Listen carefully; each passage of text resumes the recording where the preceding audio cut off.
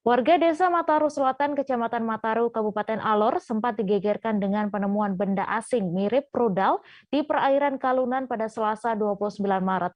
Sekretaris Camat Mataru, Anton Atakari mengatakan benda mirip rudal itu ditemukan salah satu warga Mataru saat melaut. Setelah ditemukan, benda tersebut langsung dilaporkan ke pihak kepolisian dan TNI setempat. Untuk info selengkapnya akan disampaikan langsung oleh rekan jurnalis Pos Kupang, Obi, yang kini sudah terhubung bersama kami. Silakan, Obi.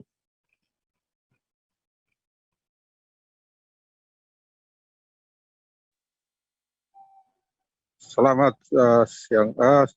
Dapat saya laporkan rekan Mei bahwa ada temuan benda aneh di perairan Kalunan, Desa Mataru Selatan, Kecamatan Mataru, Kabupaten Alor, oleh nelayan setempat.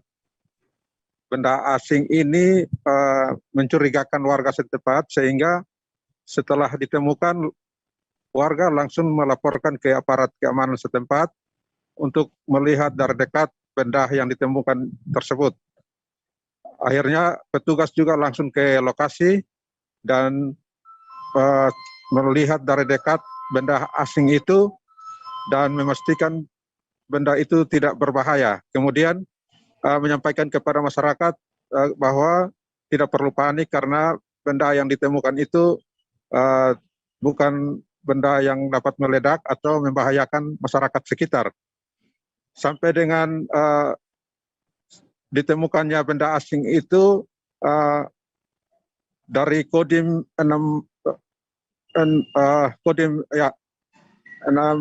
dari Kodim Alor dan juga dari Polres Alor langsung ke lokasi dan mengamankan benda asing itu ke Kodim setempat. Sampai saat ini warga dan juga dari pihak keamanan belum mendapat hasil apakah benda itu merupakan benda yang jatuh akibat tenggelamnya kapal ataupun kecelakaan di laut. Dan berdasarkan informasi yang kami himpun bahwa benda asing itu ditemukan pertama kali oleh salah satu nelayan Mataru bernama Bernardus Kamata. Demikian yang dapat saya laporkan pada Tribuners. Ya. Baik, terima kasih Obi dari Pos Kupang atas laporan Anda. Selamat bertugas kembali.